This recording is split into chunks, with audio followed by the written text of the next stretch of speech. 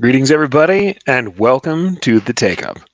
Today we have episode 103, Catching Up and Keeping Up. Greetings, everybody, and welcome into the Take Up. I am glad to have you here, and I'm glad to be here for this afternoon's session of catching up and keeping up and discussing all the things we didn't get to discuss in the last, honestly, 2 weeks. As you guys may or may not know, I was off at the DAX trade show, the Decorated Apparel Expo shows, and thereafter I managed to come home and get rather ill. So I managed to pick up a little bit of a respiratory sickness that had me more than a little bit laid up for the past week and some change. So we had quite a lot of stuff that we didn't get to cover and quite a lot that we wanted to discuss and couldn't discuss. So here's hoping that as everybody gets in, we can say hi to everybody. We can talk a little bit both about the things that happened at the show, the things that I noticed there at Decorated Apparel Expo, and about kind of some general stuff that I wanted to discuss about keeping up and catching up, what it means to get back from a setback, what it means to keep up with what's going on in the world of embroidery, what it means to keep up with technology and with continuing education. So rather than just talk about catching up and complaining about my inability to catch up while I was feeling sick and my inability to get work done, I thought I would both bring some insights, some things that I've discussed previously in this same kind of sphere, how I used to work, especially when I was an in-house digitizer who had a lot going on and tons of very time-sensitive jobs that had to be done at a certain time to keep production running, and to talk about, like I said, what I saw at the DAX show, what was important, what were the themes that kept on coming up, the kinds of things that I was teaching there and will be teaching at the future DAX shows, and bringing up a little bit about technology, going forward, innovation, and how we keep developing as digitizers, machine embroiderers, and the rest. So maybe a little bit of a shorter show. You may catch me sipping some water in a bit. I've also kept on the Two Other Guys producer headset because I may have to mute myself from time to time if I have to cough or something. But I just wanted to not leave you guys hanging for yet another week, even though I'm definitely not at 100% yet. Wanted to give you some kind of a show and let you have at least some chance to hear some of this cool stuff that went on at the shows and discuss what it's like when you have to keep yourself going even if you are not at 100% and you have work to do.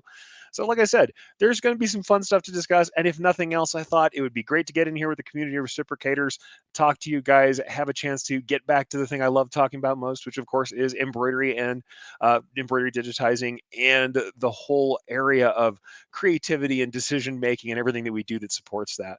So let's go ahead and start by saying hi to a couple of folks before we get into it. We have Cindy King out in Texas saying good afternoon. Good afternoon, Cindy. Happy to have you in, and thank you for joining us today. Bevy Jean says, good evening, Eric. Hope you have the weekend off to recoup more.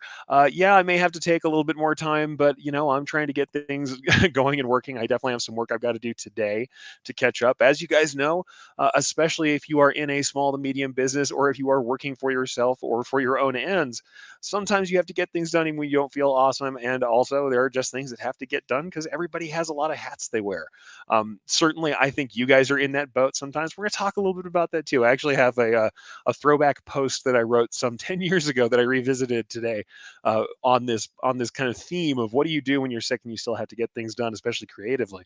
Uh, Darren says, good evening from Bulgaria. Thank you for tuning in, sir. Very nice to have you in from YouTube.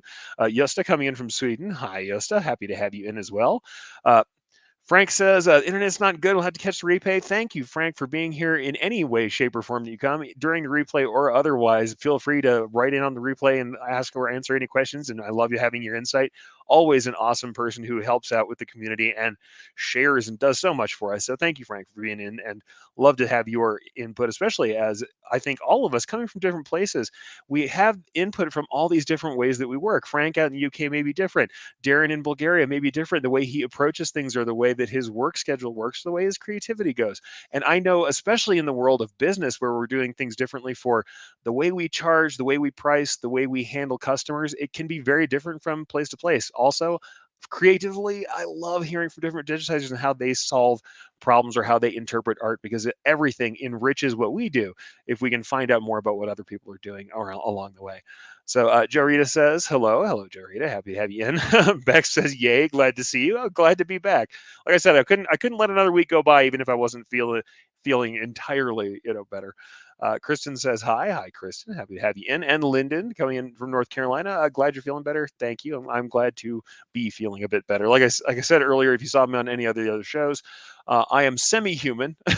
I am less of a puddle laying on the floor somewhere, and at least I am here and upright and here to try and teach as best I can.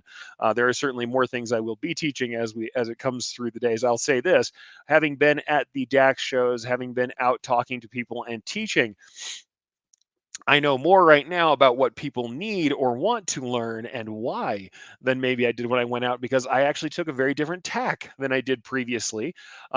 In previous shows and previous kind of teaching sessions, I would usually do most everything intermediate or advanced. So most of the things that I would teach, I was fully expecting people to come in with a fair amount of digitizing knowledge. They had some concept of what digitizing embroidery is. They've plotted some stitches, they've made some artwork, they've done some interpretation. And so most of what I would do is try and get people to elevate their digitizing, to add more dimension, to use more stitch types, to work towards something that I considered more of an elevated version of embroidery. And in fact, one of the things I'm going to talk about when we talk about innovation and some of the other things I've done in my own continuing education recently is that I'm always trying to get people to develop what I call a stitch consciousness, and that is many of us in what I consider kind of the second wave of digitizing. So if you think of the first wave of digitizing as people punching, they were still plotting stitch by stitch. We're working off of large enlargements of our designs, 6:1 enlargements. We're working on magnetic boards. If I call that the first wave of computerized digitizing, that stuff, usually we're doing much more control individually. Those people, I think, had a bit of stitch consciousness. And what I mean by that is those folks were working stitch by stitch. They weren't thinking in the terms of the tools that were in front of them automating what they do. They're thinking in terms of embroidery. Whereas I think that the middle range, the second phase of digitizers, those of us who came in with software that was certainly made for embroidery, it was specific for embroidery, locked to embroidery, wasn't necessarily graphic design software, but was made for drawing blocks of stitches, areas that would be filled by stitches. And it was really kind of keyed toward the idea that you draw a block, you draw an area, and it fills with stitches, and that's it.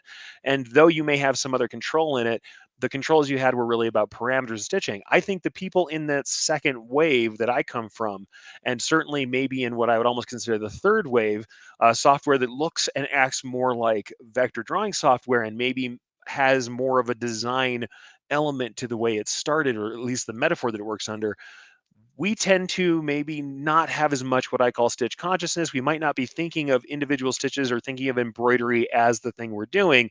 We're sometimes thinking a lot about our tools, about our settings, about our parameters.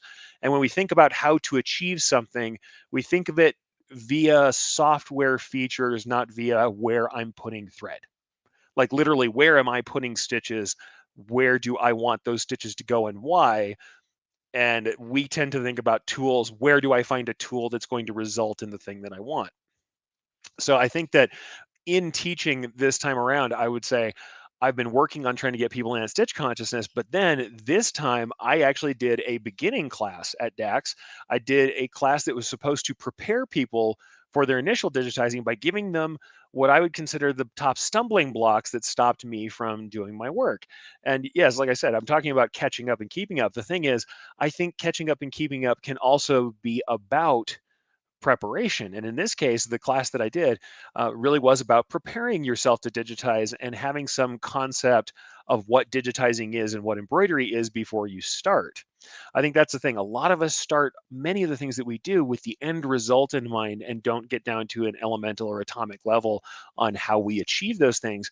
And in promoting kind of that intermediate stitch consciousness, I was really going after how we do art interpretation, whereas and saying certainly, like, I want you to think of embroidery as embroidery, thinking of the medium, thinking of dimension and stitch types and textures, and using that to kind of enhance the character of your embroidery. That's where I was for quite a bit of my teaching. In this last round at the DAX shows, I was trying to get people onto the other kind of stitch consciousness, which is the elemental understanding of how embroidery works, so that we can kind of bridge the disconnect between the thing that I'm imagining in my mind and what I have to do in the software to make it happen. And I really got into this realm of understanding preparation. And that's the interesting thing, is that stitch consciousness is also going to play out in what I'm going to talk about later, which is everybody's been asking me ever since January when I talked to the people over at, saw the color reel units. They've been asking me about color reel. And this week I actually did a small class with the people at Color Reel out in Sweden. I actually went in and had them run me through how they're working in their software. And it was interesting to see that the idea of stitch consciousness, of understanding the thread as what it is, each stitch as what it is, and understanding an embroidery as connected lines of thread, as filaments of thread, and thinking through the sequence of embroidery that way, comes back and becomes part of what is now a future and innovative thing that we're doing, something that is not just understanding the basics, something that you have to do to understand a new development in technology. So all interesting stuff, and stuff that makes me kind of think back on this concept, like I said, of this stitch consciousness of understanding embroidery for what it is, and then thinking of what we make as a connected series of stitches as the thread that we're using, instead of thinking of these blocks we're drawing, or at least in addition to, or as the underpinning reason for the blocks that we draw in our digitizing software to make those work. The other cool thing was, as part of this beginning class, I got to talk to people about those drawing tools in a way that I don't usually do, where it was a way to get people around the concept of drawing for embroidery. So a lot of cool stuff happened at those shows, and I thought that I would bring some of that stuff up. But I'm going to go ahead and grab a couple more comments, or at least one more comment here, and then get a little bit further into some of that stuff. And like I said, shorter episode today. I'm certainly not at full power here. I don't have the amount of energy that it usually takes me to go on for 2 hours of discussion. So we'll see what we get to today. I'll run you through some tips and tricks about working when you're not feeling well and catching up.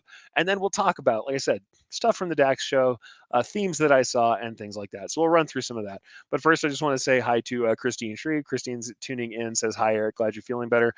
Very glad to see you, Christine. And by the way, once again, if you haven't had a chance to see what Christine's been doing, she's been doing incredible amounts of work and being featured, and very rightfully so, all over the place. So go tune in for everything Christine's doing. And I'm really glad to see that, especially in light of the recent International Women's Day. Love seeing you doing what you're doing for women in this space. And like I said, just want to celebrate that. So thank you, Christine. And one more time, Jasmine, who I got to meet at DAX, she says, "Meeting me at DAX is amazing. Getting to talk to you was amazing, Jasmine." And also, Jasmine, I will go ahead and I like to call people out and give people the credit where credit's due. Asked me tons of really focused questions. And by the way, I owe you an email. Like I said, I've been sick for a week and just about laid up. So I owe you an email. I did get your message. So Jasmine asked really wonderful, pointed questions. And by the way, what I really love, and I have to say, absolutely, absolutely, what I love the most is when someone comes and is unafraid to ask the questions they need to ask and continues on. And then also, her questions were analytical. She was thinking about what we were discussing, stopped, and then asked follow-up questions that enriched the answers. Wonderful questions. So thank you very much for coming and being a part of that. And also thank you, because the things you asked were helping other people get to their answers they didn't even know they needed. I mean, frankly, it is one of those things that not every time do we have when we teach people who come up and ask engaged questions. And when I say at any of my shows, come up and ask me anything you want to, doesn't have to be related to the class, I really do mean that, because we do arrive at things that I think altogether I may not know that people need until you ask. That's the best thing. We arrive at that stuff. And also, I'm still just a guy who does embroidery, to the point of, hey guys, this week I went to someone else to ask them to teach me something they were doing. And I think that's something we'll talk about too. Continuing education, you cannot ever get to a point in your career where you believe that you know it all. Otherwise, you will lose yourself, and you will lose your ability to not only stay curious and stay creative, but to take in inspiration from places. Having that open mind and that beginner's mindset is invaluable.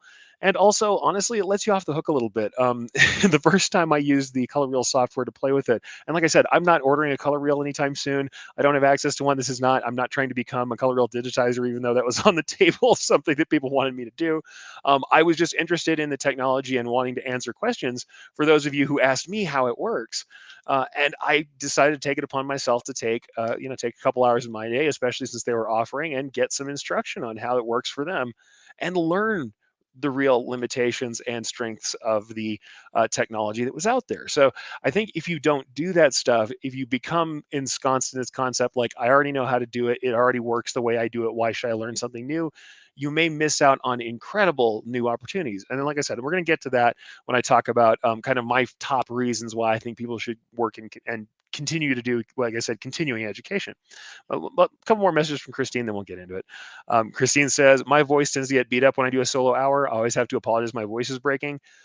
I can usually do an hour, hour and a half, but I'll say this at the end of my long classes where I've done 4 hours, 3.5, 4 hours, my voice is usually toast. And if I sound bad today, once again, having been sick, I did some extra talking today and I'm definitely not at 100%. So I apologize if my quality is a little off. And Christine says, thank you for the kind words about the things I've been featured in. It's been lovely to see all the support women in business is getting. Well, you know what? You keep on putting in that good work and you deserve it.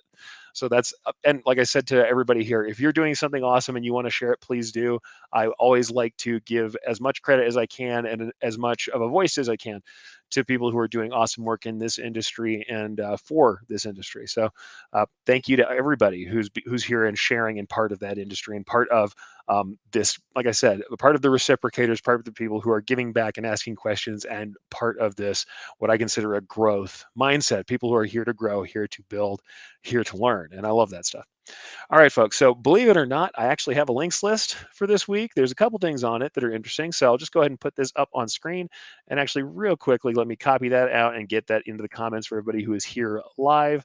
But just put that up on screen for you guys. The people who are here live will get this in the comments. You can check that out at your convenience if you want to. There's a couple little articles that may be interesting to you or fun to read. And I'll go ahead and bring those up and discuss what's up on the links list. Like I always say, it's not stuff you need to know, but it's stuff that you might like to know, or if you're looking for something to read or check out later down the road, it might be fun to check out. And on the links list this week, a couple things. We've got first, it's not previewing correctly, but we do have a throwback post that I did some years ago, and we're going to talk about this, where I talked about working when you're sick, and it's from my original Stitches blog, and I decided to revisit it because I was thinking about this earlier. I'm like, what did I used to do? It was almost like I had to stop and remember. I remember working sick and how hard it is to make creative decisions when you're sick, when you're not feeling well. And I wanted to talk about that. Like, what did I used to do? What did I do when I was back in those situations as an in-house digitizer where everything was quick turnaround, creative work that had to be done on a schedule, and production stopped when I wasn't there because I was the solo in-house digitizer. And we were at a point where a lot of our work at least couldn't reliably be sent out to anybody. And you may like this sign here. I love this sign from the original post, which obviously was originally one that said, "Don't forget it's the law, buckle up." But "Forget it, buck up" was a little bit more with my attitude when I was a bit younger and doing this work. This is about 10 years ago. I wrote the original post, but I talked about how the circumstances change and have some tips. So we'll talk about these in a minute about what I think you can do when you have to work when you're sick, because some of us don't have the choice not to work when we're not feeling well, and especially we're working for ourselves or working as the leadership for our business. That sometimes is something we just have to do. And the other piece was just the piece from Color Reel. Since it is something that I did for my own continuing education this week, I went ahead and put in this link to a brief run through of how they do their embroideries and how they do color reel digitizing, because they do have their own software and their own work you have to do. I will say it was absolutely enlightening to be led through the way that they do their work. Like I said, I am not necessarily an advocate for color reel as a technology, but I do think when people ask me what in the last while is a completely new, or at least in its current implementation, despite the fact that there's been people for a great long time trying to dye thread as it goes through the machine, but I have not seen in production to this extent installed machines that are doing something as innovative as this. I mean, there's other innovations in the embroidery world, but this is the one that everybody kind of latches onto. But like I said, I wanted to learn a little bit more about it, and I thought I would share with you at least the ability to kind of take a video look through how they run their software if you want to see it. So we can certainly talk about those things and discuss it. So, like I said, there's some interesting stuff there, and we will cover some of those tips about being sick and working as part of this concept of catching up and keeping up. And yeah, I agree with you, Christine. She says, "Oh, I wish I thought to save posts for my Stitches blog." Yeah, I went through and saved them at a point because I wanted to have those just for my own records. Wasn't intending to repost them, but this one I thought was kind of fun, and we'll talk about why. But yeah, some of them are written in Word docs. But she says, "When I left Nmart, those were lost." Yeah, this is why I've worked in the cloud for so long. Honestly, I've worked with Google Docs and Dropbox since its very inception, and done local backups. And that is because, honestly, So much of what I've done I considered to be not only ephemeral, but I also had to work in random weird places. I worked remotely before remote work was normal at all. And a lot of that due to the fact that when I was first working, I was also going to school. I can't tell you how many times that I've been at, the University of New Mexico campus, sitting in, medieval studies classes or any number of other classes digitizing. I did it quite a lot because I had to maintain digitizing at the same rate that I always had to, and continue to digitize. And so I did things like work with remote control software so I could have remote access to my computer, digitize, especially back in the day. We're working with Wilcom has a dongle, as you guys may know, replacing it is thousands of dollars sometimes, or at least it's like $1,600 to replace some USB stick that gets lost. You will then learn how to use remote systems and log in. And luckily, universities having high bandwidth for the day and time, I was able to do some slow digitizing while I was sitting in classes. So that's the thing. I've worked remotely for a very long time pre-pandemic. That's the thing that was really strange. Kind of revisiting this concept of working when you're not well, working when you're sick, is that so many of us have both gone through kind of severe illness recently, and so many of us have learned how to work from home and under different circumstances. That some of the tips and tricks I posted seem kind of funny to me now. It is a different world by far, but I think there's some things that are interesting to it. So I figure we'll go ahead and start a little bit with some of the things that I learned at DAX. We'll run from there into, like I said, working unwell, working sick, and catching up from being sick. And then after that, I want to talk a little bit about what I think is valuable about continuing education, why I think you should always continue learning and looking for new experiences in that way, and especially I think structured education should be part of that, as well as experimentation, and kind of finish up with just some notes on that range. I'm letting myself have a slightly easier lean back in, though I want to talk about some technical stuff that I taught and learned and worked with at DAX. We'll leave some technical digitizing and interpretation stuff till a little bit later, and today will be a little bit more about the things that I learned and saw at the show that were interesting, what people were bringing up with me over and over again that was interesting to discuss, and then certainly go on to some of these other tips, tricks, and other things about um, catching up and keeping up. And also, hey, just to catch up and keep up with you guys, because I'm happy to see you and happy to be here again. In any case, at DAX, you guys may know Decorated Apparel Expo, which I will go ahead and I can go to the DAXshow.com website just to show it to you really quick because we still do have one more show coming up shortly. Uh, Tinley Park, April 22nd and 23rd, though I will be teaching on the 21st as well because I have a pre show class. You'll see that the Tinley Park is still coming up. And under the seminars, you'll see that I am certainly there early. So 8:30 a.m. to 12. That'll be that digitizing first design, finding your foundations class will be going over at Tinley Park. So we'll talk about DAX again, but this is what we're talking about: Decorated Apparel Expo show, and we just did it in Kansas City, February 25th, 26th. Obviously, I taught on the 24th as well. But that's what we're talking about here is the DAX show, and the DAX show is quite interesting. You'll also see on my, if you actually look at the background of the thumbnail today, that's actually pics from the DAX show itself. So had quite a few people out. People were in force. There were more people out than I had expected, and things were getting a lot more live. There's a lot more interaction on the show floors, and the classes were quite a bit more well attended. They're better attended than last year for sure. The kind of half season we did last year, catching up late in the year to get DAX off its feet. Honestly, a lot of it being due to things like contractual obligations. They were good classes. I was glad to see the people there, but at the same time, this round of shows was much more like a normal show, smaller, granted. And I'll say that for all the shows. Even in January at the Impressions Expo show, where I also did a long class on patches, the classes were fairly well attended, but smaller shows. So we're not post pandemic yet. I don't want to say that we are. And frankly, I'll say that after catching by the way, I tested negative, so a non COVID related respiratory illness that knocked me out for a week, I'm starting to think double about whether or not the masks are worth it and wanting to put them back on. Because honestly, mandates ended and immediately I got knocked out with a respiratory thing. So there's a part of me that wants to wear them again. But hey, the masks were not really in force anymore. That people were out and in the open and discussing and having that thing. So however you feel about that, that's what was going on at the show. People were speaking face to face more often. Most people did not wear masks. Some chose to do so. However you felt about your safety is how you decided to choose to do that. And those all different stripes of people for different reasons were engaging that differently. However, the things that were interesting to see about that were that people were really having fairly deep discussions. And the thing that I thought was really interesting about this particular show in relation to others is that people were very intent on having discussions with other decorators. So, though sometimes people get worried about competition in discussing things with other decorators, it seemed like the interplay of decorators discussing things with each other and also really talking about their experience with companies was crazy. It was just people were really discussing the nuts and bolts of doing business and naming names and talking about what was going on as far as vendors and the way that they were dealing with stock shortages, the way they were dealing with machine delays, things like that. That those were really going around. And honestly, the amount of technical inquiry, the amount of people who are looking for actual technical information, who are looking to improve, who are looking for new skills, who are looking to expand, I think was greater than almost in any year previously.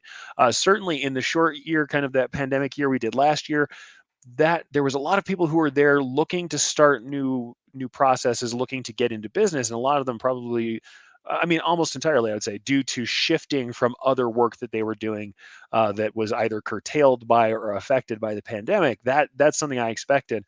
People were leaving day jobs, were taking up their hobbies and making them into their career, and things in that nature. There were definitely shakeups in the work world that were driving people to thinking about decoration as potential work for them, as something that they could do to serve themselves and serve their families. However, this time around, we had not only that, but we had existing people who were in the world of decoration already who were looking to sharpen their knives, as you say, do the continuing education and increase their ability both in the business world and in the decoration world. So, whereas sometimes I find people are really fixated on what I would almost call the creative or craft side of what we do. They're looking to make a new cool thing, which is still a bit valuable for business because a product that has novelty and is attractive and is interesting is better to sell than one that is not. So certainly novelty and doing cool new craft work or cool new creative work is valuable, but there tends to be an overfixation. Very much like I talk about people learning to digitize who have an overfixation on pushing buttons on the buttons in the software rather than why they should put something where they should put it or what how embroidery works. There tends to also be an overfixation on what I would call project level or creative level work in decoration, where we want to know how to make a thing. We want someone to walk us through a thing or a project or a creative treatment. We don't want someone to teach us how to use the elementary materials, tools, and techniques. But this time around, I found more people who are digging into the elementary tools and techniques and equipment and materials because they had concepts they wanted to work out for themselves, or they had already kind of gone through the step of understanding the way they were going to get to creative techniques or to their own new techniques that weren't the same as everybody else's was to understand elementally the things that needed to be done on machines and on and in their software to get there, and to understand why they were doing the processes they were doing. I think that's because a lot of people start in the project mindset and then realize that they can't translate the how-to button pushing version of the project mindset into their own new thing without a lot of analysis. Certainly you can do the analysis if you learn yourself how to break things down and reapply them. That's great, but then I think you do have to do a little bit more trial and error work than someone who's kind of learned the elementals ahead of time. So I think there was a lot of that, but the other things I'm going to bring up are just literally kind of like the catchphrases, the terms, the things that people were discussing the most. And this is both on the side of how vendors were working with them and how they were working with their own customers. And I'm just going to run through them briefly and say, though, these are things that we see all the time. The terms and the things that were of concern for people, uh, I'm going to say, are just things that are more universal that you might expect, certainly. But it was something where people were making big decisions about it, and I know I'm being kind of vague, but we'll walk through it and I'll say why. Number one, customer service. There's no way that we don't talk customer service if we're talking about businesses, certainly. However, at the DAX show this year, I heard many more kind of horror stories than I would have liked to. This is not me I'm not going to go out and start calling out individual vendors or individual manufacturers of anything or equipment or whatever. I'm not going to do that. And there's no need to. What I'm going to say is People were making big decisions about equipment they were going to purchase, about materials they were going to use that were based on customer service. And this is not to say that the equipment or the materials don't matter. It's that if the materials, if the equipment were relatively equal, and they didn't even have to be entirely equal, relatively equal in ability and price, the thing that was making the biggest difference for people was how they were being treated and what people were doing to take care of them. This is not saying that the only way to make things work is to bend over backwards for every customer, but I will say this, both on the part of what these decorators were talking about as far as vendors and people who are showing at the shows, and how they were addressing their own customer bases and how they were picking up clients. Yes, being able to apply a technique was important. You have to be able to embroider correctly and do it well and make it look good for anyone to want to buy it. That's the bar of entry in the first place. But I was hearing stories of people getting clients and servicing clients and honestly taking clients from other vendors, other shops, largely based on customer service or how they were solving problems. I'm actually going to get further into that, but customer service was a watchword in a way that it might not have been previously. Yes, everyone's always saying, I have the best customer service. Number one, they're always saying that. Number two, everybody says you must have good customer service. I would say that good, or at least serviceable, ability to deal with a customer's problem is just barrier to entry. You must be able to do that to survive. What I was seeing is that people were being innovative and extending customer service out as a differentiation point in new ways. They were finding solutions, and I'll say that because it's not just about servicing the customer, because this can also be about how we're doing decoration, that it rolls into this idea of being a consultant and not a commodity that I tell you guys all the time. But there was a lot of this too, and I'll discuss this. People solving problems for customers. But like I said, we'll start with the customer service angle of it. The reason why I'm saying this and making such a point out of it is that there were on both on the side of how decorators were serving their clients and how people were serving decorators, how vendors and equipment manufacturers and the rest were serving decorators. Over and over, I heard this, the point of how someone was treating me. Did they take me seriously? Are they looking to my needs? Are they looking to solve problems, or are they callous or otherwise not hearing me, as a prime differentiator for people making fairly big changes?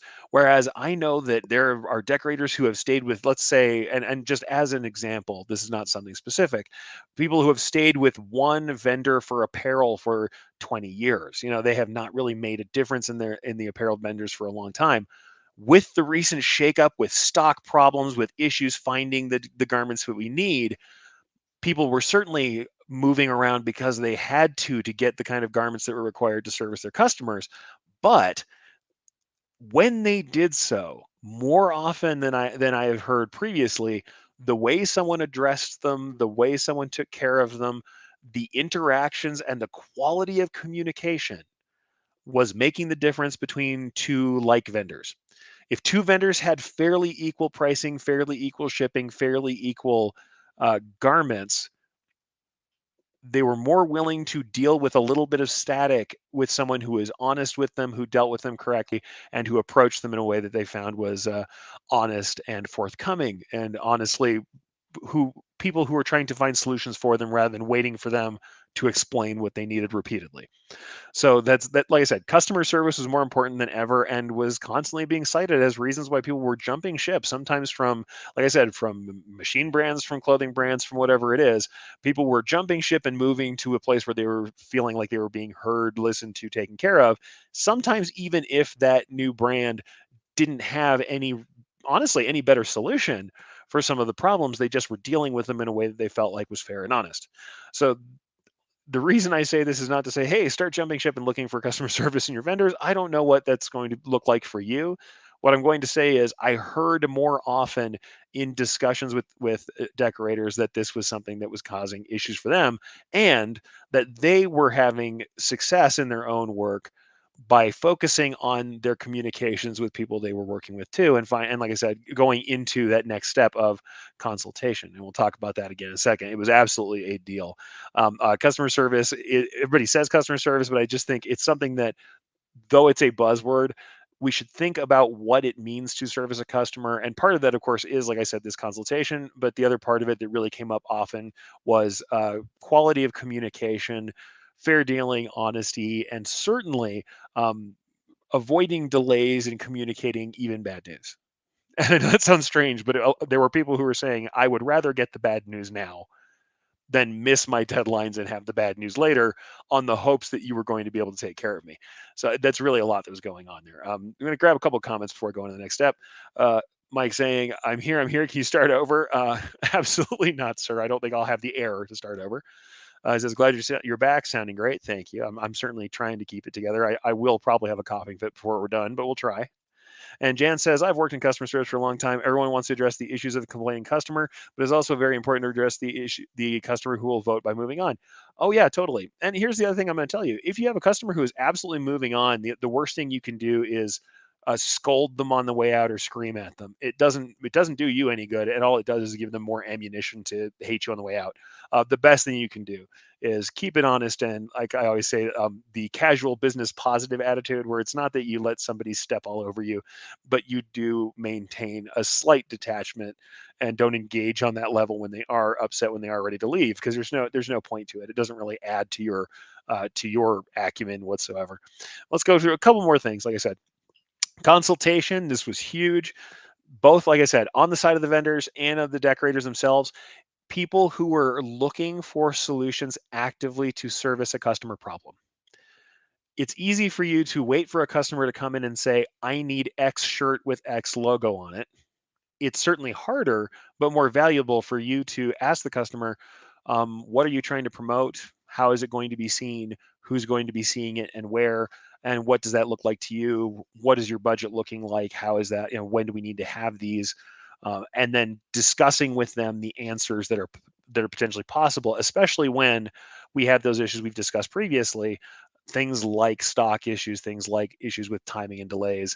Consultation is huge. And I'll say this was also happening on, like I said, the vendor end, on the equipment end, when someone had a problem that they couldn't give them the solution they wanted or that they needed the most. They were looking for alternative solutions to keep them going in the meantime. It's not always ideal. It's not something you can always do, but the willingness to spend a little time and a little effort and also to keep up. This is part of the thing about keeping up, being aware of, depending on what we're talking about. If we're talking about decoration, it could be new technologies, it could be alternate methods of decoration, it could be other people we have to sub jobs out to if we don't do those kinds of decorations. But the ability to provide solutions, even when those solutions aren't standard to us or aren't the immediate solution someone asks for, is valuable. It becomes part of what differentiates us from any, especially when we're talking about online ordering. Throughout the world of online decoration, digital decoration becoming more prevalent, and people going to large companies that just spit these things out or subcontract them, the way we're going to differentiate ourselves, I've always said, is consultation over being a commodity, is discussing these with people. What I'm going to say is, once again, talking to these decorators at DAX, more and more of them were happy with and had respect for the people servicing them, like I said, in the vendor space, who were looking for solutions to help them get where they needed to go. And there were many times where somebody is coming up and they will say to you something like this, and we'll imagine this in the digital printing space. Somebody says, yeah, I really want to get into sublimation. And if you just stop and sell them a sublimation printer without asking them or making sure they know what sublimation is, what it can and can't do, or what they're trying to do. Let's say that they really need direct to film. What do they really need? White toner transfer, another tangential kind of digital printing solution that has different strengths. White toner transfer, maybe we have to have white backgrounds on things. It has to go on black objects, and maybe I need to be doing things on hard surfaces more often that aren't going to have polyester coatings, but they can be temporary and they don't have to hold up to as much washing. There might be a reason to go white toner transfer versus sublimation. If we're talking about sublimation, we all know we can't sublimate opaque white. We're going to have to do something with other sorts of transfer technologies to make that happen.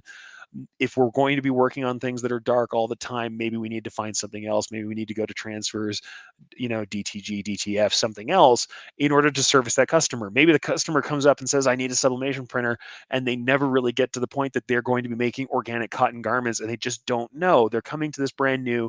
You haven't discussed with them what it works on. If you sell them a sublimation printer package that they asked you for, you're doing them a disservice. I think the same thing happens to us with our clients sometimes. They come to us and ask for X cap. They come and ask for a tiny logo somewhere where it doesn't look very good or won't work, or we're mashing it together and it doesn't embroider well. Or they ask us for something that frankly shouldn't be embroidered. And it's hard for us who are embroiderers to get over the fact that sometimes it's not the right decoration for the thing someone wants. There are times, even with new technologies, like I said, I'm going to talk briefly about color reel in my education here. Even with new technologies, there are certain photorealistic blends, colors, and gradients that don't work very well for embroidery. And sometimes we need to talk to a customer about whether or not that is the most useful thing for them and recommend a different decoration method.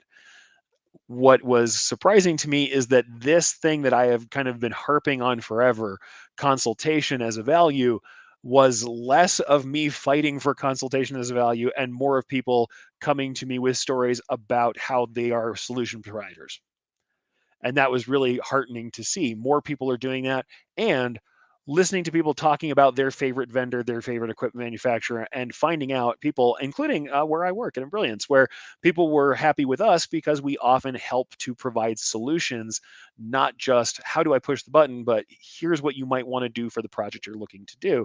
And knowing that that kind of support was valuable was really cool. And hearing people say that was really cool, because I think that it's something that we should be striving toward as being these consultants. Like I said, it increases our value. And also, I'll tell you honestly, the prices you can charge when you are a person who provides solutions are just more than if you're a commodity. If someone else is doing all the creative thinking ahead of time and you are just there to push the button, then your value is in how much least equipment you have and perhaps your application's knowledge. If you're providing solutions that are creative, your value is in being someone who has creative ideas, who can take the lead on things, who can provide solutions, and it saves people a lot of time and effort, and they feel like they're in good hands. Part of that being the keeping up half of catching up and keeping up, understanding what technologies are out there, understanding different decoration methods that are out there, and knowing what you can do with your own medium to solve problems. So consultation is really important, and hearing more about it was, I like, for me, it was exciting. Honestly, I'll say that. And I like to hear more people who are making that work for them. There's no reason. I mean, contract printers exist, contract embroiderers exist who just do work that is specced out for them, and the people on the front end who are ordering know everything about it. I will say in my career, the boutique and specialty stuff has had higher margins. The stuff where we are being consultative, when we are helping people to provide solutions, and even people say, okay, well, that's great for creative work. More of my consultation over my career has been in the business to business and company store side, where the consultation can be what makes the most sense as a product for, let's say, promotional products, what makes the most sense to service your employees, or how can we build a program that services your employees and takes the pain of distribution off of your back. And it's a way that I was frequently able in my career to get retail like prices for wholesale like work. So we'll think about that. Doing fulfillment, things like that. So consultation and providing solutions was huge. Flexibility, another big thing. People being flexible and not sticking to existing ways of work came up over and over again. I know it's kind of a harder one to pin down. Well, of course, flexibility is a little harder to pin down, you would think. But the concept of people finding solutions, not only just that they were finding solutions, but then when those solutions were not working the way that they should, when things might have been a little different than we expected, being flexible, thinking on our feet, and finding new ways to serve the need to solve problems.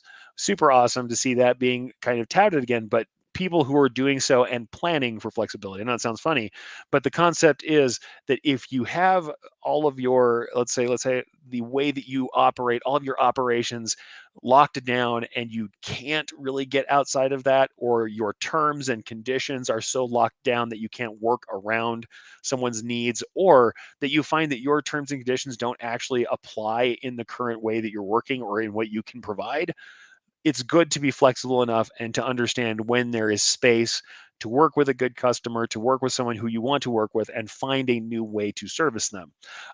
It's very much like in my career working with people doing customer supplied garments. There are people who come down on both sides of this. Are you willing to work with customer supplied garments? Are you not?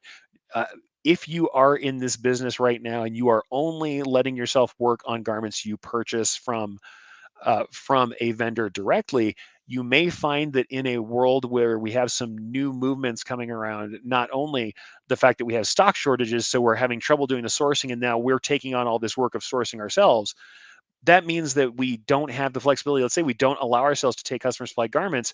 There may be a world in which we can service a customer faster if they can find their garments somewhere retail. We do the customer supplied garment and the decoration, and we increase our cost for decoration, or the prices we charge for decoration, and we actually end up making more money because we don't spend the time on sourcing. I'm not saying that's for everybody. Most of the businesses I personally worked at thought of customer supplied garments as a necessary evil, but this is also pre-pandemic. And the thing is, I encountered in this year in multiple places, not just at DAX, people who were not looking to increase the amount of fast fashion waste. The term that keeps kind of getting thrown around recently is brand fill, which is this concept of stuff that you print on that has a company logo on it that is just bound to get tossed within a month. There were tons of people who were looking for ways to repurpose garments, to prepare to make garments last longer by doing something ahead of time, like finding a way of flexibly decorating or preparing the decoration in a way that it can be changed down the road, or honestly doing things like visible mending or even thrifting. People were doing all of these things in commercial spaces, which was really surprising to me. There were people who were doing like conventional decoration meant to be reused or with longevity, and it could come in many different formats. And all of this is something that doesn't really come naturally to someone who's doing lowest price throwaway gear. That is something that is not really normal to then think about. Can we do, let's say I am providing the gear, can I do a higher quality item that I expect to last longer, but I'm going to make higher margins on that piece? Can I do that and make money doing that? What would I do to get there? Can I deal with customer supplied garments? And if I'm going to do so, how do I price that to make money for myself? How do I get liability out of the way so they understand if there's a natural problem of spoilage with some garment that maybe I'm not going to cover it, or I'm going to find some way in order to recoup or make that work? And can I make sense of the way people want to work around, like I said, kind of getting rid of fast fashion, getting rid of throwaway apparel? And part of the thing I did in teaching my patch class, I had some concepts for that. We're using patches for cover-ups, making patch systems with hook and loop so that you're planning to make patches that can be replaced, adding or subtracting decoration in some way to make it work, changing the way that we're going to handle decoration as far as density, as far as making it less expensive for the decoration itself, but then knowing that we'll add to or alter or cover up that decoration later. There's a bunch of different ways to look at it that were all about flexibility with the plans and could still be used to, in a commercial space. So interesting stuff. Like I said, not for everybody and not everybody's going to structure themselves around it, but seeing more people looking for flexible answers, it was something that was interesting there. And that honestly, there were multiple ways to attack it. And like I said, people would hear this concept of not wanting to do fast fashion, get upset and say, okay, well, if I can't do fast fashion, I can't just order things that are off the rack, then I'm not into it. I don't want to do customer supplied, without ever having thought of this concept I kind of put forward, which is, instead of saying, I'm not going to do that, I'm not going to give you fast fashion, so I can't work with you, sourcing a garment, still making your markup, still having a very traditional way of sourcing and decorating, but selling them on a more expensive garment that they would do less frequently that would last longer. And that would be more eco-friendly if that was the question for them uh, in the long run. So it's like there are multiple ways to attack it if we think about the problems. This is once again the consultation thing. We're thinking about the actual problem. The problem they have is, I don't want to make throwaway garments that go in a landfill every 3 months. If that's the question, there's multiple ways we can answer it. We can answer it with a longer lasting garment. We can answer it with, if the concept is that the branding is not useful to them after a certain period of time, removable or replaceable branding or cover ups. We can find different ways to address what they're trying to do and still make it profitable for us. So it's something to think about. Flexibility was coming up quite often, and also flexibility from vendors trying to help people out with different solutions. Certainly.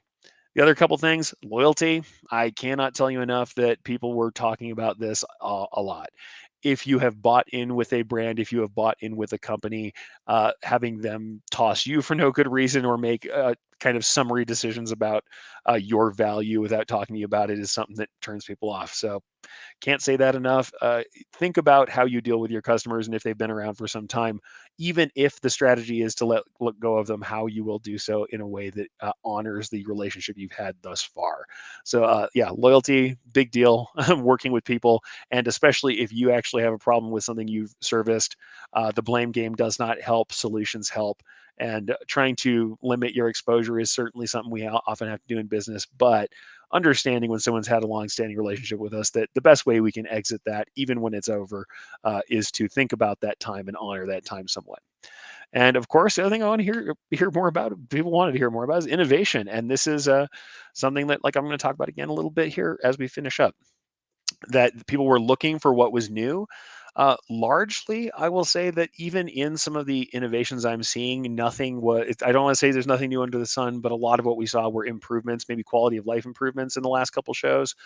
DAX had less equipment on the floor than, say, Impressions Expo, so that maybe Impressions Expo did have some more of the technological improvements, things like improvements to the presser foot, improvements to the tensioning system, stuff like that.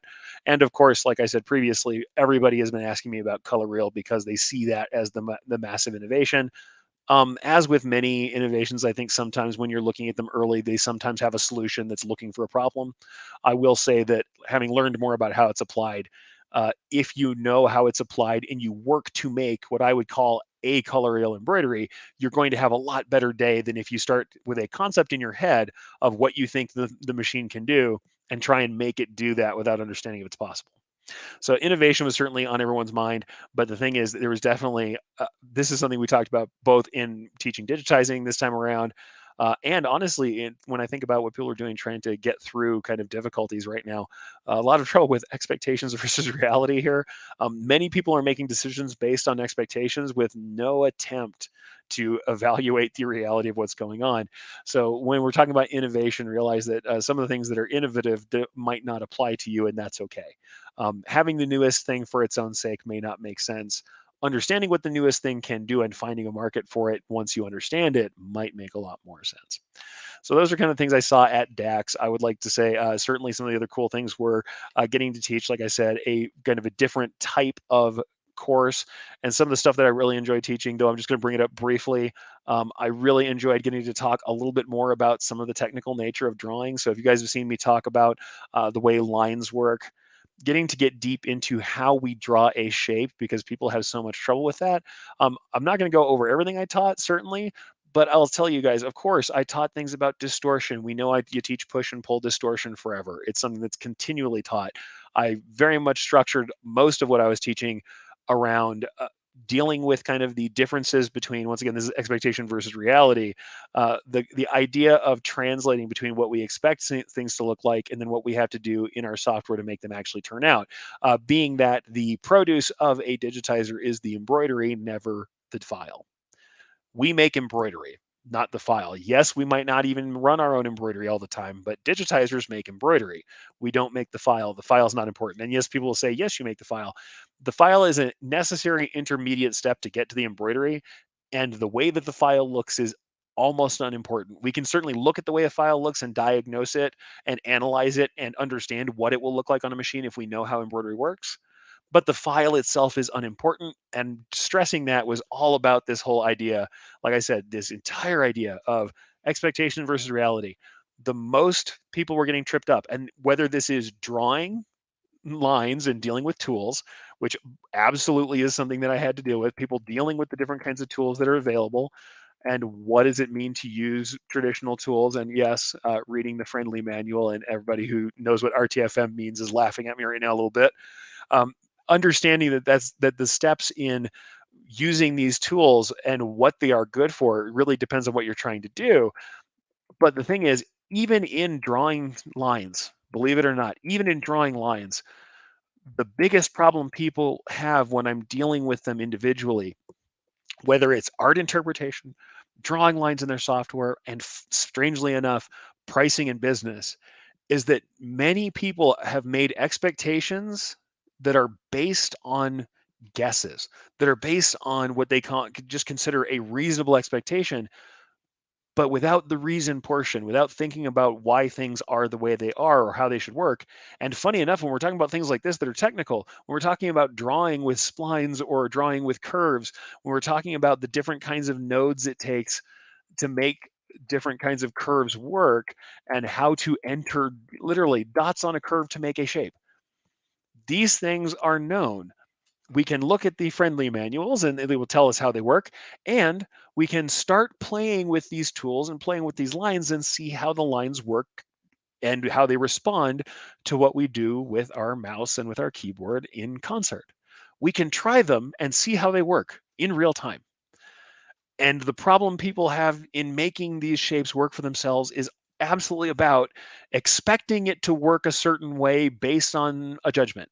Whether that is, I've used another software and it should work like the other software, whether that is, I expect that when I draw this kind of line, it should look like this. Tons of people have this problem where they build up an expectation of how things should work, and even faced with the reality of how they work when they start to play with the thing at hand, the tool at hand, the materials at hand, with it staring them in the face, with the distortion looking right at them, with the compensation and the distortion right in front of them, with pull happening on stitches, with push happening on blocks and elements of satins or fills, with the material being crumpled or not crumpled or loose in the hoop or tight in the hoop, and those things in front of their eyes. The expectation is still meddling with their ability to correct for things, and it is amazing. I'm not saying I'm immune. I have the same problems. We all have the same problems and biases to one degree or another. But the problem that people had isn't inability to work in these modes. It's not that their software or their tool choice was bad. Largely, it's that they did not make their judgments based on the reality of what was in front of them. They made their judgments based on what they would consider a reasonable expectation, and that reasonable expectation honestly, in some cases, didn't have a connection to reality. And then it's not saying that they're unhinged or they're crazy, they don't know what they're doing. No, it is very hard sometimes when we have an expectation based on, especially if it is based on past experience with something else that's unrelated, it's hard sometimes to unwire that expectation and get past it into the thing that's really happening. And this is why I stress so much to people who haven't done a lot of embroidery, who are having problems with things like registration and shapes and coverage, to watch embroidery run, to look at designs that are running well and really think about and watch every stitch play out on the machine, on the real fabric for which the design was intended, because the reality of what's happening can be measured and addressed, and it can help us to break out of this expectation issue. Like I said, this is always the issue where people have it's the button pushing versus decision making. That one, certainly people think about the button pushing, and but the thing is, even when we're at the button pushing, I'm still fighting with this. I'm still fighting with the expectation versus the reality. Whether it's because you've played with other software, whether it's because you just expect that a certain thing will work a certain way, it's very important to take an unvarnished view of the thing you're working on and work toward it. That's why I also talk about that continuing education. One of the things that can happen to us if we've been working for a certain period of time in any sort of milieu, no matter what it is we're working on, we can lose the ability to understand what's in front of us, and we can start to get kind of locked in to a particular kind of way of working. And when that expectation fails us, we get frustrated. Continuing to educate ourselves on things that we don't know or expanding our education into areas that we're not comfortable can help us to break free of that. And that's part of that keeping up. Catching up too. Catching up can mean we've allowed ourselves to become stagnant and do things the same way for a period of time. And now it's time to break loose from that and to get into a beginner's mindset and figure out new things. That is super interesting to me, to think about that. And Aaron says, super well said about constructing embroidery. Thank you. Yeah, it's absolutely how I feel about it. I mean, when we are making embroidery happen, we have to look at what's literally happening in front of us. The embroidery is the thing, the digitizing is a means to the thing. And frequently we're working with that. And I think the same thing happens in everything that we do. We can get ourselves locked up on things we already know, and we can forget. We want the innovation, we want it, but we don't know how to get there sometimes because we feel like we know what we're doing, or what we do has been working reasonably well. And sometimes if we can actually contaminate ourselves. Let's say I'm working in print and I've been working with Illustrator for a certain period of time. I expect the tools in my digitizing software to work identically to Adobe Illustrator, and they don't. And then I'm frustrated because obviously the line should draw the way Illustrator draws it, but that judgment is a call that I'm making for myself. Certainly, I can look for software that works in the same way that Illustrator does, perhaps. I can use Bezier curves to draw because that's going to be a closer experience than working with spline tools where I am working with different node types. There may be things I can do to make it make more sense to me. But if I cleared my mind and said, okay, I'm a brand new person, I come to this with no expectations of how it's going to work, and I touch the tools, try them, and see how they work, the frustrating part is more about muscle memory and things we already know, not about how the thing is working itself. Embroidery is not frustrating if we don't look at it as frustrating. If I don't expect the thing on screen to be a perfect representation of what I'm going to get on the machine from the get-go, this is what like I said, since I was teaching beginners this time around, or at least that was the idea. If I can break them of the concept that the thing that I'm drawing on screen is what I expect to be on the machine at all, then the frustration is lower because what I end up doing is trying to preload them against cognitive dissonance. So cognitive dissonance is when our expectations and our reality don't match up. And that dissonance is painful and causes us to give things up and causes us to feel uncomfortable. And for me, the concept here is, in catching up and in keeping up, one of the things we have to do is not just to learn new things, and that's important, but to learn new things with a beginner mindset. And even if we inform ourselves with our past, and we should inform ourselves from our experience. Some of those experiences are valid, but when things don't match, instead of allowing that dissonance to tell us that the new thing is wrong, we should open our mind to it and say, is the new thing wrong, or am I just expecting it to work like something I already know? Don't get me wrong. It would be lovely if drawing all shapes was identical on all tools. It would mean that we would just have nothing to learn or nothing to remember. The likelihood of that doesn't make a ton of sense. And honestly, like I said previously, one of the cool things I got to teach, and certainly one of the good things I got to do about that I really love this time, I drew some new examples on how to deal with drawing the shapes we need versus the shapes that we think are there. And this was really cool, getting to actually explain how we get shapes, which I love this because the shapes that are in art are very rarely, if not almost entirely, not the shapes we need for embroidery, not the shapes we should draw to get those actual embroidered shapes because of all these things that are going on with our distortions and what have you. That was a really cool thing to teach. But the other cool thing that I really enjoyed teaching, aside from how we set up these different decisions, was this stuff that helps us with the distance. It was this concept of looking at these different tools and showing why different tools are important, why it might be good to have a traditional tool in our software that's meant for satin stitches. Like we talk about column A or a digitized blocks column or a two-sided column or alternating input column, depending on what these are, a lot of the tools for embroidery digitizers are made with the stitch type in mind and the way that the stitch type works, the way that we would draw it. Uh, is informed by the way the stitch is formed in the real world. Whereas when we import vectors, when we do auto conversions, whatever else we're doing, or if we draw in vector style, the vector style drawing is not informed by the way the tool works. When we're drawing something like a two-sided column, you guys know a two-sided column, something like this, where we go ladder style entry back and forth across the column. It supposes a flat side on both ends, and it supposes that we're going to draw curves and corners along the sides because it knows that this is a stitch that I cannot change the nature of this straight line because it's a satin stitch, and that end of that thing will always be a straight line because the only stitch we can ever make is a straight line from point to point. This tool, the alternate entry tool, or even also the two-sided column tool, in the fact that it doesn't let me do anything but connect these two with a straight line, is informed by the nature of the stitch, and that therefore the expectations that are there are a little more natural to a satin stitch. But if I took that and said, hey, because I'm somebody who likes to work in vector software, this thing is wrong, now I'm letting my expectations not jive with reality and cause problems. And this is where we're catching up and we're keeping up. Part of the thing is we're catching up by breaking out of those old habits and saying, okay, let's catch up to where we are in reality right now. And honestly, a lot of it in learning anything is just dealing with that expectations versus reality problem. And like I said, also one of the things we do with our clients as well as ourselves is we translate expectations. We say, all right, here is the expectation, but here's where the reality lies, and I'm going to help you get to the reality. I'm going to look at the expectation and say, what is it you really expect? Is it that you expect me to give you a way to draw this certain way, or is that you're just having difficulty drawing and you want a way to make it easier? I can get you there. I might not be able to make a tool for you that does exactly what you expect it to out of a tool you already have, but I can help you to get an easier way to get things done that makes sense for you and get you there. Same thing with customers. They may say, I want X type of garment with X decoration on it that isn't going to work. But when you really talk to them, it's more like, I have an event and I'd like something that's visible from the behind a counter where someone can see someone and understand who they are really quickly and see my corporate logo.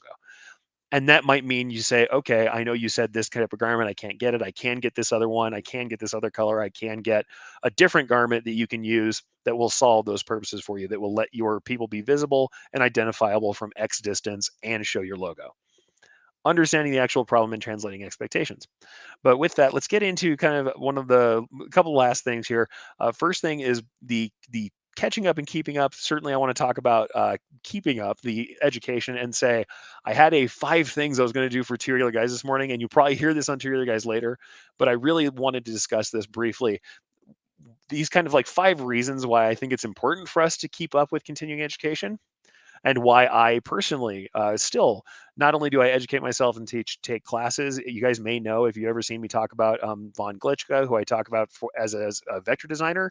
I took a bunch of his classes through what is now LinkedIn Learning, used to be lynda.com. Uh, I was already drawing vector. I was already making signs. I was already doing art for print and embroidery, but I wanted to make a more perfect set of curves. I wanted to have very clean design level art. I wanted to know more about the design side of art, and he was somebody who works from illustrations first. So I took a load of classes from Von Glitchka as I had time. I have less time now to do it, but I still find time to do some education. Same reason why I reached out to the people of Color Reel. I'm continually getting questions from people who are asking me, how does this thing work and how does it make sense? Well, rather than wait for someone to digest that for me and ask, I decided I'd educate myself on how it was done, get into their software, which is freely available, and play with it and figure it out and talk to one of the experts who did it. Now, I may have had an audience that not everybody has where I got a chance to jump in and talk to them, but they had some things on offer and certainly post waiting lists. I'm sure that there are ways to talk to these folks and find out. And I think that that's important stuff. But there are 5 larger reasons. So, like I said, I want to talk about continuing education and why I think we should keep learning. So, here are my 5 reasons. And like I said, you may hear these again on Tutorial Guys, but these are my 5 reasons, my 5 things to keep up with continuing education and why. The classic one is what we all know already, improving your existing skills. When you are working in any industry, after a time, you see people who are doing something you would like to be able to do. If there's a chance that they can teach you that, or if there's someone who is working at a higher level or working toward a type of thing you want to do, I think going to improve your existing skills is a no-brainer. So I won't harp on it, but just to say, even when we are skilled, there's no reason not to look for some way to improve ourselves. We may not even know that improvement needs to happen unless we look around and kind of keep our eyes out. Next thing, staying up to date with new techniques, equipment, and materials. It is really easy to fall down on this one.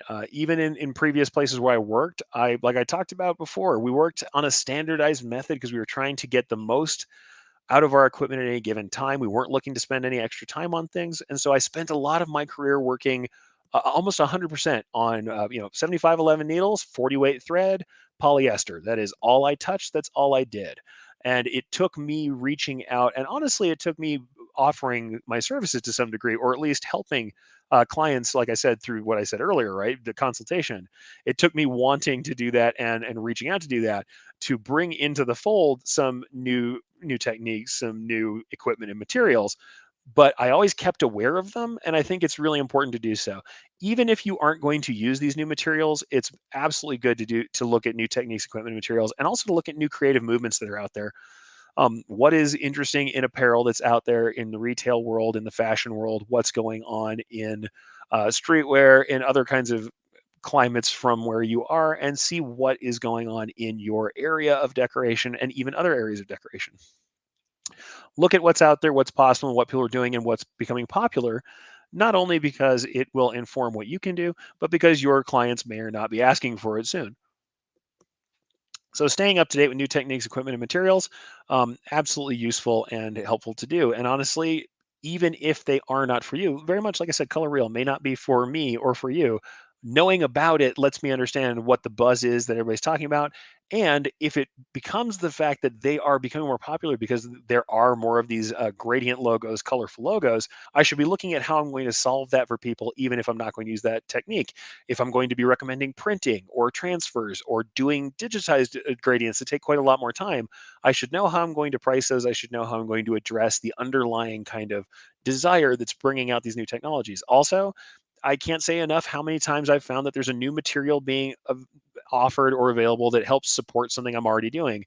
I usually don't like for patches. I don't love using plastic films for patches.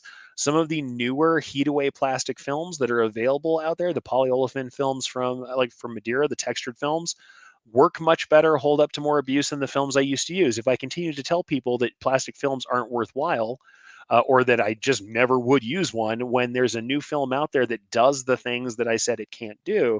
Not only do I not look like a very smart consultant, but I might be missing out on an easier way to handle things than I used to. I'm still not as much of a fan of those as I am of water soluble, but they're absolutely a viable option to making patches. If I don't pay attention when those things come out, I may miss out on things that save me time and effort and that enable me to do things with my decoration I might not have done otherwise. So new techniques, equipment, materials you should be learning. Test out new decoration techniques, roles, or business directions with professional guidance. I've seen more people doing this, and it's pretty interesting. I actually did a class called Debating Digitizing, where really most of what I did was talk about what benefits there are to bringing digitizing in house, and why you may or may not want to do it. And a lot of it really was, how would you set up? What are the costs involved? What can I discuss things better with an outsourced digitizer? How would I make a transition from outsourcing into digitizing? What level of digitizing makes sense for my shop and the kind of customers that I have? When we have professionals who are able to guide us through these things, we can at least get a window into how things work. And if we ask somebody who's been in the business, and especially if we can also talk to other people who aren't the educators who have been in that business, we can get that guidance and we can get some direct interpretation of how these things work and how they make sense and test these things out. Instead of having to buy the equipment, bring it in, and find out whether or not it works for us, we can at the very least have a moment to test out those techniques, to see what really goes into them, to ask those hard questions we have about the worthwhile or how worthwhile they are for any particular situation, and to discuss those roles and directions that we need to take to make these things work. So professional guidance and testing out these new things we want to do is fairly important. I think is something you can do with that education. Fourth, increase your confidence. The reason I talk about this is not just because I think we have a confidence problem. It's because this comes up when I discuss pricing with people. uh, Reliably, I will have someone in a pricing class who will talk to me about the fact that they're just starting or don't feel like they know enough. And so they're literally holding their prices down despite the fact that they're providing a comparable product to somebody else because they're concerned that their lack of experience means that what they are producing isn't worth as much, even if they're looking at an object that really is marginally maybe different than someone else who has more experience. Understanding what's going on, having an expert help you walk through things, and seeing what kind of produce is possible with someone else who is an expert who has some kind of track record can help you understand what really is out there, and maybe help you also to not judge yourself as harshly. I've had people come up with pieces and I look at the piece they're trying to fix and I stop and I look at it and I look at it from the handshake distance and I point a couple things out and say, this piece is pretty good, and uh, aside from maybe here's this problem and this problem that you can solve in this way, I'd send this out the door and it's really not bad. Whereas someone has been hyper focused on small features and things that are wrong with it that are bothering them. The other thing is maybe you really don't have that much experience. Maybe you are having trouble with something, but once you go out to the shows and you find somebody who can mentor you through that problem or who teaches you something, you bring it back, learn how implement the issue, the solution to the issues you're having. Now you feel confident. You have an expert that gave you some guidance, and now you do know what you're doing. You have some concepts, both from that expert and from where we're doing the education from, wherever that is, and we have a new confidence because we know we can solve that problem. Certainly, part of it really is a more fluffy confidence problem where people just need a boost and need to be told that they're doing a good job, and honestly have a professional evaluate their work so that they're not judging in a vacuum. Sometimes working inside your own vacuum without any other outside sources can cause you to make judgment calls that really aren't fair to yourself. Especially perfectionist people who are trying to grow can get into that trap. So that increases your confidence. That's another good reason to get out and do some education. And lastly, outside of the education itself, and this is huge for the DAX show, this is huge for any trade show, making connections with like minded, growth oriented people. The kind of people who stay late, who ask questions, who discuss things, who work at these shows, who educate and who get educated. So not just the educators, but the people who are around who are being educated, who are asking questions, who are trying to improve themselves, are the kind of people who you want in your dream team of influencers, in the people who you should talk to with problems, are the kind of friends you'd like to have in the business. And frequently enough, when we go to trade shows that have a wider region than just our hometown, or if we go and talk on online forums that have a wider region, we're not doing anything that could even be remotely considered as educating or working with our competition. If that's a problem for you, I think for most people we should probably find a better way to handle that. But if that is your concern, these sorts of shows and education opportunities often allow us to connect to other like-minded people who aren't directly in competition with us, and let us talk about issues that we might have all been having. And honestly, it allows us to benefit from the wealth of experience that we didn't personally have, but is still within the range of what we're looking to do. So making connections with like-minded people who are growth oriented is absolutely huge. So huge stuff, absolutely. And I think that's something that's important to do, is to think about the things that are not the education itself that are still benefits. And for the last thing I'm going to do real quickly is just walk you through the couple of tips and tricks, the couple of points from that blog post that I was going to discuss with you guys. The one where I discussed the how I dealt with working unwell, how I dealt with not having the best of time when I'm working. And I just thought I would bring those up real quickly just to say, how do you handle things when you are trying to catch up? Certainly all this stuff, I thought it was interesting for me to talk to you about what was going down at the shows and all of that stuff.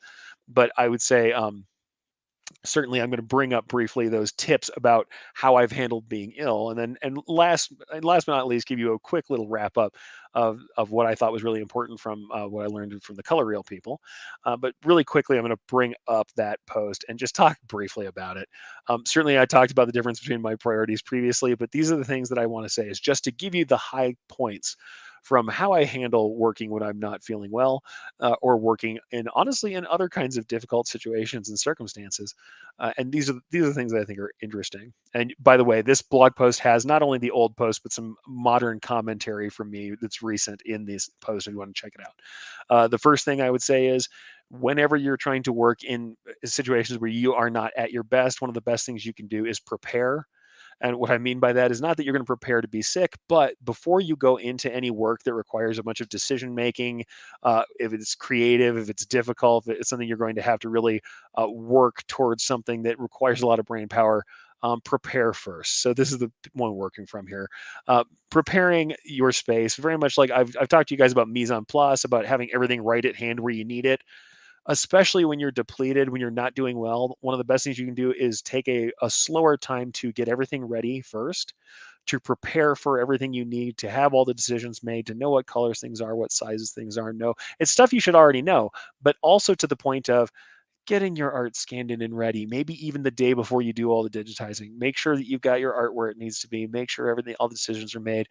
Make some notes. Think about what you're doing. Take a little extra time on the prep side of things, so that by the time we actually get to the digitizing itself, that it's grinding, that it is just, it's punching points, it's doing the button pushing, it's not the decision making, it's not the problem solving, it's not the consultation. Prepare what you need. And certainly there's other things. I actually, and funny enough, one of the things I did do is recommend my favorite tea for a cold, which is organic herbal care cold care tea from Traditional Medicinals. Used to be called Gypsy Cold Care. Now it's called Organic Herbal Care. If you have a bad cold and you want some tea by your side, that's what I use. So that's the other fun thing, is sometimes that preparing is also making sure your space is comfortable for you, because we don't want to drain ourselves any more than we have to when we're trying to work, right? But like I said, one of the things that's funny is I talked about remote working in this thing, which is something that used to be kind of alien to people. I had to convince them to work remotely. Now, when so many of us work remotely, the preparation in this case would be, not only do we prepare all the things we need, but we also get rid of the things we don't. If you are not feeling well, one of the worst things you can do is to have clutter or bills or other things laying all around your workspace, things that are not related to the subject at hand while you're trying to think about things that have to be done. If you're doing a job that's creative and you need that creative juice, find a space where you can turn off your phone for a second. Find a space where you can take all the other things out of the way, clean up your area, get it ready for yourself, get that nice cup of hot tea that's going to help out with you feeling poorly, and have everything prepared so that the work itself takes the least amount of task switching and effort as you can take out of it. So prepare. Delegate. If there's something someone else can do and it makes sense for them to do, that you are not the key point person on it, let them do it. It's very hard for those of us who tend to take things on, but it can be very valuable to understand what things don't require our attention right now. Delegate what you can, even if it means you'll be making it up to somebody later. Do the things that are most mission critical to you, and don't waste your time on things that aren't when you're not feeling well. You have a limited amount of energy. Safeguard that energy as best you can and allow yourself, in a time where you need it, to take help. I'm very proud and I'm very particular. I don't like delegating. Sometimes we have to learn to let that stuff happen, especially when we're truly laid up, as I was recently. Third, entertain yourself. Seems weird, I know, and I'll go ahead and bring this up larger so you can see the text as well. It looks like a weird thing to say, to entertain yourself, but even though I said take all these distractions out of the way, you will hit the wall. And if there is a period of time where you're hitting the wall, but you know you still have work to do, one of the things that I have found to be useful is to stop and get my mind off of being sick for a moment. Or if you're lucky enough to be doing a thing like digitizing, where it really is a visual thing, but you can listen to a book, you can listen to a podcast, you can listen to music, you can do something else to provide a little bit of stimulation while you are still working, and it doesn't distract you from that task. I find for myself at least, I can listen to podcasts and digitize. I certainly can't listen to a podcast and write, because that's all the language center of my brain. If I have to write something, or if I have to write ads or copy while I'm listening to a podcast or a book, that's not going to work. Music might work out for me when I'm doing that, but when I'm digitizing, I can absolutely listen to a book or a podcast with no problems. Something worthwhile to do is entertain yourself when you have to, and to work toward that. Let yourself have little bits of that. And even if it's to the point of you're working on something and you know you have to get it finished, but you're absolutely at your wall, stop for a moment, take 5 minutes, 10 minutes, 15 minutes. Let that break be there.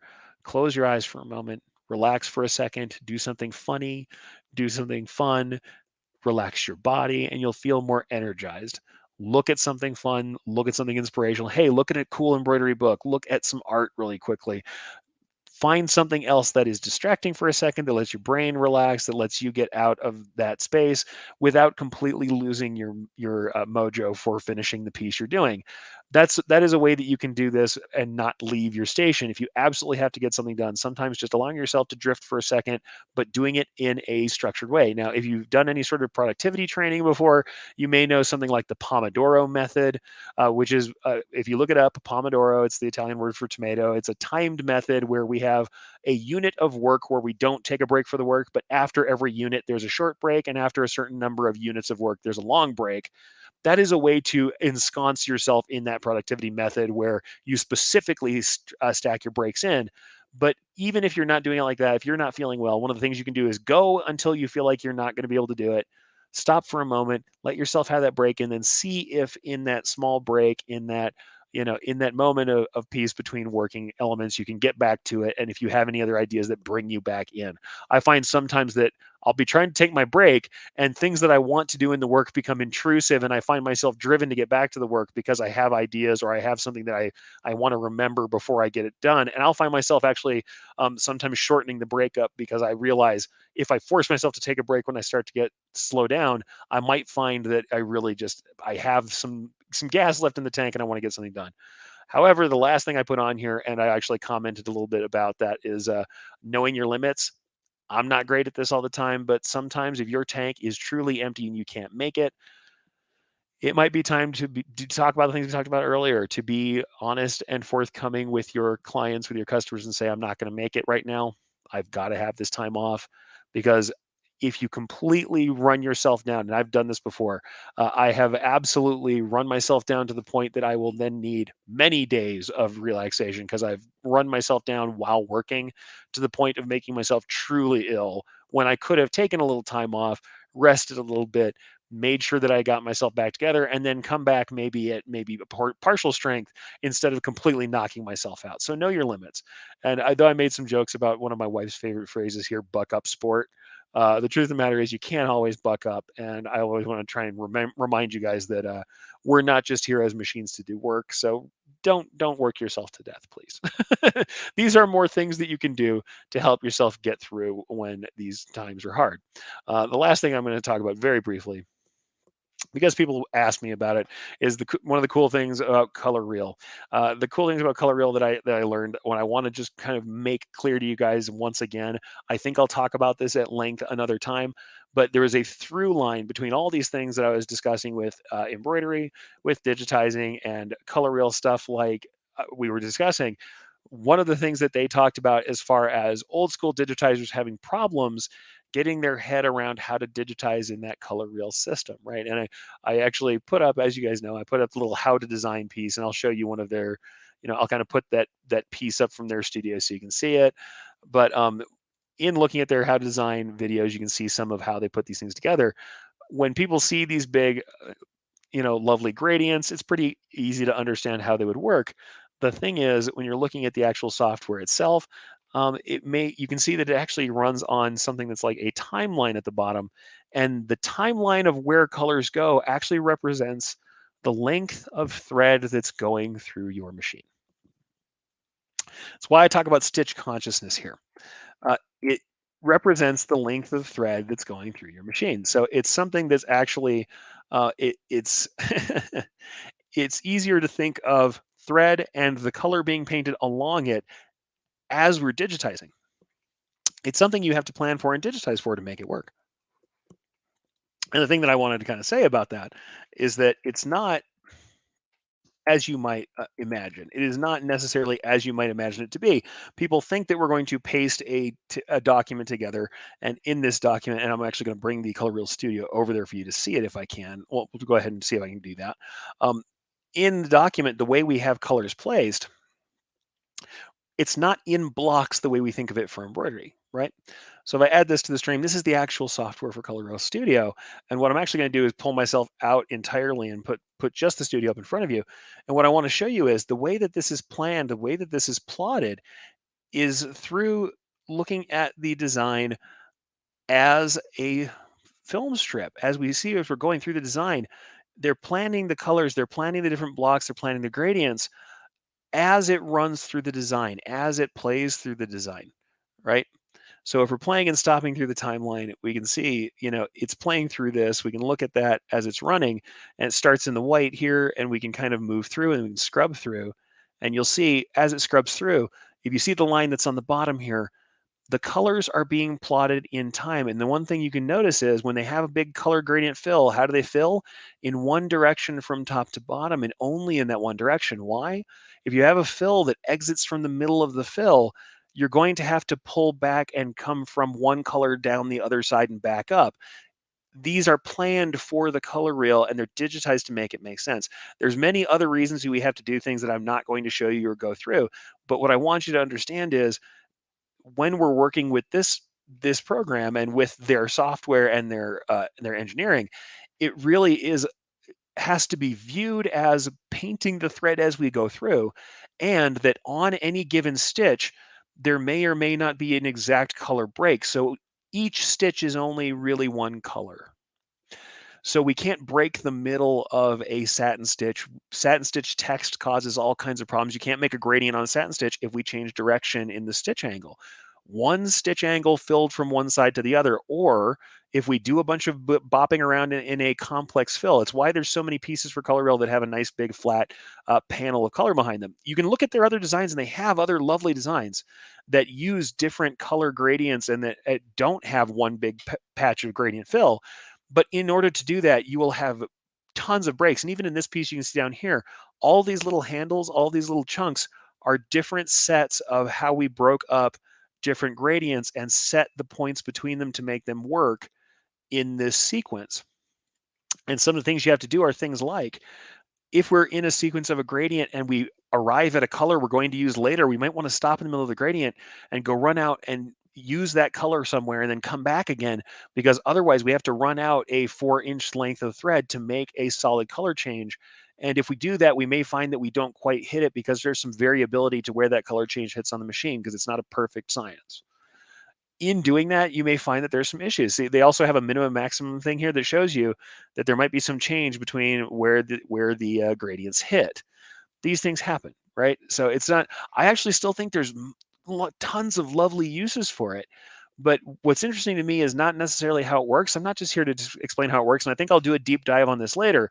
What was interesting to me is color reel makes you think about your embroidery as a continuous filament of thread, and it makes you think about the material nature of thread again. And what I want to bring out of that is something that I think is interesting about this whole catching up and keeping up that I talked about earlier, and the way that we educate ourselves. Frequently, when I'm discussing embroidery with people, there's a disconnect between all these different things. I know you've heard me talk about this before. The concept between, pushing buttons and actually doing the thing, right? We have this button pushing versus design or decision making. The decision making we do in executing a design and interpreting art is saying, how would thread best represent the thing that I'm trying to show, whether that's a sunset with trees on it or whether that's a corporate logo. How would thread best represent that? And if we're being very creative with embroidery, how can I use the unique natures of the thread, its texture, stitch angle, direction, and shine, and the way that light plays on it to make the best version of this image in thread that it can be? And that's what I teach when I'm trying to deal with that. And honestly, the problem we're having with color reel, or that traditional digitizers in that second and third wave have with color reel, versus the kind of problems we also have with digitizers in general, all kind of comes from this inability to think about thread for what it is. The why over what. Once again, why are we making something in a certain way? Why do we draw a certain shape? uh, and why we would want to, and what that means about our thread, rather than what are we going to do in the software? What button am I going to push? What object do I need? What stitch type do I need? The why. How does the thread work? How can I use thread to represent something? That's the basic digitizing form of it. Also, the why in that. Why does the thing that's on screen not look that way when I run it on the machine? What forces are on my thread? What forces are on my garment? What sort of textures am I dealing with? Why is it that when I jam this needle through this fabric thousands of times, it doesn't look like what's on my screen? Understanding that why and that how is certainly more important to me than button pushing. And in all of these things, the big fight, whether it is where colors land on a color reel gradient, whether it is why is the outline not hitting where it's supposed to on my embroidery, whether it's why can't I get this hat to look right when it's running on my machine. Most of these things, I have explanations for you. We're talking about the color reel. You have a certain length of thread you have to run out in order to change colors. So you can't change colors in small spaces. You have to add extra underlay so you can run out color changes. And digitizing is sequenced for color reel based on the contrast with the next color more than it is based on the layers of the design artistically. It's a different method of thinking, right? But if I tell you that stuff, I can give you the what you need to do. But the expectation that you have is what's messing you up. The expectation that I can put colors wherever I want to because it dyes the thread. It's not the right expectation. The reality is I can put colors along the thread as it runs within a certain amount of error ratio at a certain size, and I can have a gradient so long as At no point in the gradient that needs to be broken do I change my stitch angle away from the original stitch angle. Or that I'm okay that the gradient follows whatever stitch angle that I take, as long as it's not broken in a completely different contrasting angle. The reality of what it does is still powerful, but some of the reasons why we discount it is that the expectation of what it should be able to do isn't real. And the same thing happens with our embroidery in general. The expectation of what digitizing software will show us on screen, or the expectation of how thread will react once I stitch on a real garment, if the expectation is I can do things the level of size that I can in print, if the expectation is when I make a circle on screen, it stays a circle forever on the embroidery machine, if that expectation is unhooked from reality, we end up with cognitive dissonance and frustration, and it requires us to re-educate ourselves. And sometimes that's where we're catching up. Sometimes the catching up is breaking ourselves of habits. But in any case, guys, I'm going to go ahead and say that is well enough. An hour and a half is about as much as I can do for today. Certainly, I jumped around a little bit, had some interesting things to say that were not necessarily about digitizing, but sincerely, we'll do a deeper dive. And by the way, I'm going to grab a couple of people who are talking here. Mike said, "I wish I didn't have to miss a bunch of that color reel conversation." Don't worry, I'm going to do a deep dive on color reel at some point. I don't know if I'm going to do a whole take up on it. I might. I think I might do that as a special session where I can kind of maybe an after hours session where I go live and show you the software and talk about the things that I learned in talking with the folks at Colorwheel. Because I think it's some interesting stuff for sure. And I'll say this, Jarita, I can understand that. She says it's very cool, but it seems to take away the personal touch or imagination. I'll say this, like any tool, automation can be used to take away drudgery. The one piece that everybody looks at of mine that has that beautiful rainbow gradient that's a fill with a border around it, I could have done that on a color reel like that. It is well within the power of the color reel, and it took me hours and hours to do it manually.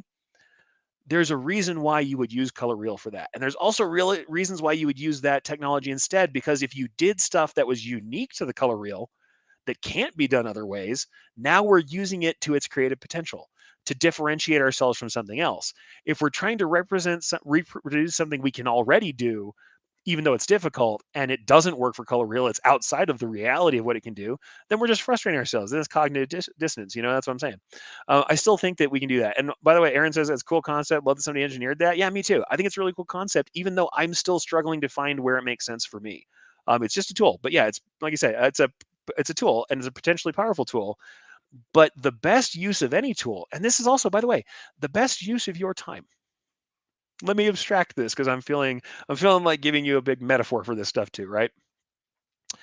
We are also tools that are specialized in certain ways or that have certain strengths that we do certain things or have certain abilities that are different from other folks. Some of the best things we can do with ourselves is to lean into what makes us uniquely able in one way or another, that makes us interesting and that can help other people, that other people aren't doing, won't do, or can't do the same way we can. And to lean into that and say, what is it that is the most useful way I can use my time? Where am I critical? And where am I useful? And where can I set things apart? And that is your purpose as well as what we should spend our time on when we have limited time. I talked about working when we're sick, but the truth of the matter is, whether or not we are sick or well, we are working with a limited number of hours in any given day, in any given life. And one of the best things we can do with ourselves is to say, where is it that I provide the most value to the world and that I am most aligned with what is unique and wonderful about me, and spend those limited hours doing that rather than drudgery. If we can use a tool to reduce our drudgery, or if we can find a way that people who are suited to the best to the tasks at hand are doing those tasks, that's the best thing we can do sometimes. But that does also mean that some days we should educate ourselves in a new way, find new places to use our techniques and talents, and sometimes delegate things that don't make sense for us or that may make more sense for someone else or some other decoration method or something else. Using things to their best abilities and using the unique abilities of every tool, technique, and person to create something that brings value and that is unique, that is something that provides for a solution for people. I think that's something we can think about and do. But yeah, absolutely. I've got last couple comments, then I'll get done here. Mike says, I agree. I think it's cool, but not a widespread game changer. Yeah, it remains to be seen. I think this is something that's been tried many, many times. Awesome to see it get this far technologically. Would love to see how it makes sense. I got to see some of how it does make sense in what they did, but this is another time where people's expectation is to remove problems and things they've already done. My reality in looking at it is that if you designed for it, if you said instead of I'm digitizing embroidery, you said I'm digitizing color reel and made that a new thing, a new category of what you're doing, you're probably going to make something better, more unique, more interesting that you sell on its own merits. And that suddenly makes that piece make more sense as a tool, just like any other tool. It's the same thing as trying to take art that doesn't work for 3D foam and make it work for 3D foam. If you designed for the foam from the get-go, you've got a better 3D foam piece than if you tried to jam another piece of art that doesn't work for the medium into that medium. It's the same thing for sure. Same way DTG didn't erase the need for traditional stream print and never will. Totally, yeah. Same thing here. Traditional thread, and in fact, one of the things that they've worked on and are working more on. Everybody is trying to use color reel for everything. They are using color reel plus a couple of other needles to do spot colors, specialty threads, or combinations of thread, and they've found that it's added a total realm of depth. And I'd say totally makes more sense to me that way for sure. And yeah, Cindy was thinking that just like DTG and screen printing, I think all of it has its place and all of us have our place. And sometimes the best thing we can do, like I said, is to work towards the things that make the most sense for those strengths and offer that to the world. All right, folks, with that, I'm glad you guys got to show up and I'm glad I made it through the entirety of the take up. Here's hoping you all stay well, take care of yourselves, and I can't wait to see you guys again next week.